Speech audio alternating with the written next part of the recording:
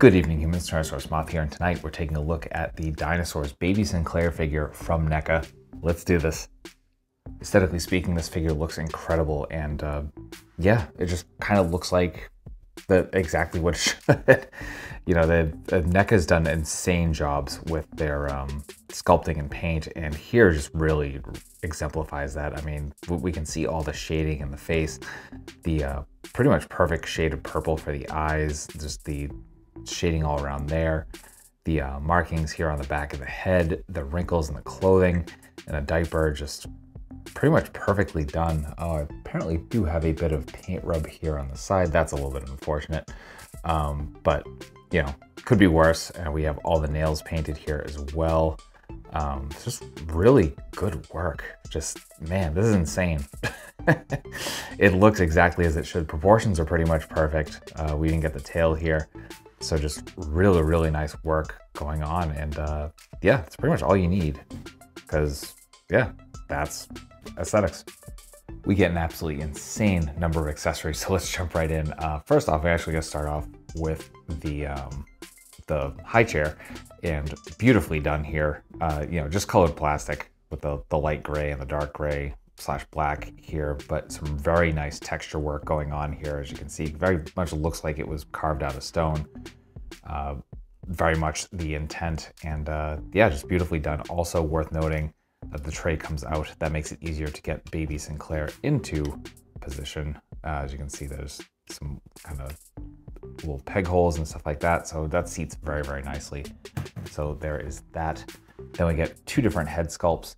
So right out of the box, we just get the standard, very wide-eyed, wondrous expression. So there's that one, and then we get the golden horn. And I remember this episode happening. I do not remember the specifics of the episode, but I love that they included this. And that gold is absolutely perfect. Just love that shade. So there's that. Then we move on to hands, and right out of the box, we do have just kind of the open, very baby hands. And then we get a pair of grips, wider grips, obviously for when the accessory is coming up. And then, actually, I think that's different on both sides, actually, as I do that. So then we get a tighter grip for the right hand. So there's that. Then we get the other right hand, and that is very specifically meant for one of the accessories, as you can see. And then we get another left hand grip, which is a little bit more open. So getting into that, actually, we're gonna move down this way. So we'll tie this into those hands eventually. We do get the blanket. And the blanket is done very, very nicely, especially with that just kind of base dark color, and then they washed this very light color over it. It just gives it a really nice amount of texture. As you can see, that doesn't continue under the fold, but it doesn't need to. So beautifully done there. Then we get an assortment of dinosaur toys. So we get a theropod of some sort, very nicely done. Almost looks like it's made out of clay, to be honest. Then we get a sauropod of some sort. You know, all the primary colors, as you would expect a kid / baby to have.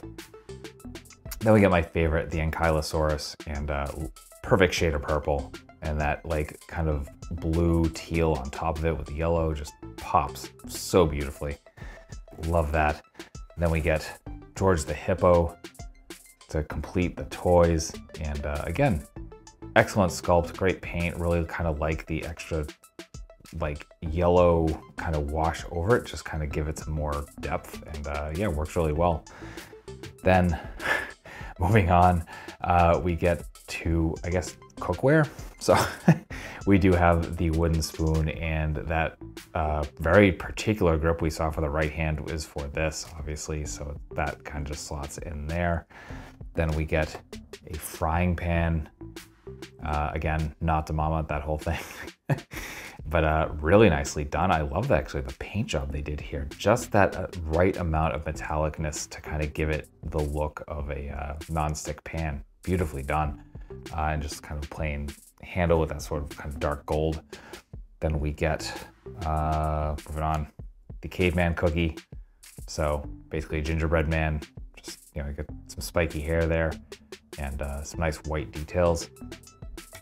Then we get the bottle, as I had mentioned earlier, one of the gripping hands made specifically for this, just basically, you know, white with the kind of brown mouthpiece there. So very well done.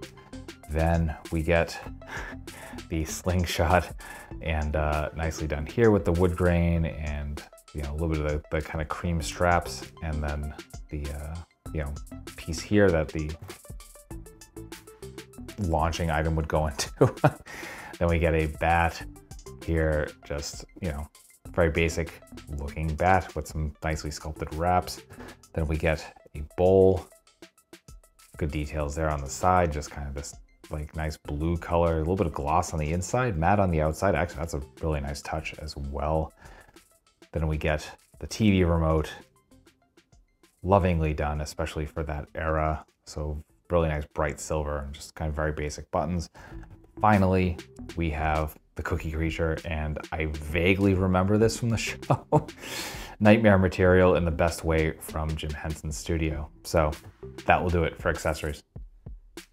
Articulation here is very interesting, as you would imagine, as from a character that pretty much sat the entire time and is a baby. So mobility is limited anyway. So getting into the finer points here, we are in a ball joint for the head. So you can look up about that far, look down about that far. We get lots, I guess a decent amount of tilt, not lots of tilt, but we do get some rotation. We are hinge and swivel at the shoulders here, so we're coming up to there. I guess that'd be a T. Obviously we get full rotation as well. We get hinge and swivel at the wrists, all horizontal. And then we do get a ball joint here at the diaphragm, but I mean, it's pretty much just gonna give you a rotation. Again, just the shape of the figure, the character. Then we come to the legs, and I think these are ball joints. I actually haven't taken them out, but you do get some side to side. You get some up and down. They move around within the joint that you can see. We do get some hinge and swivel here at the knees.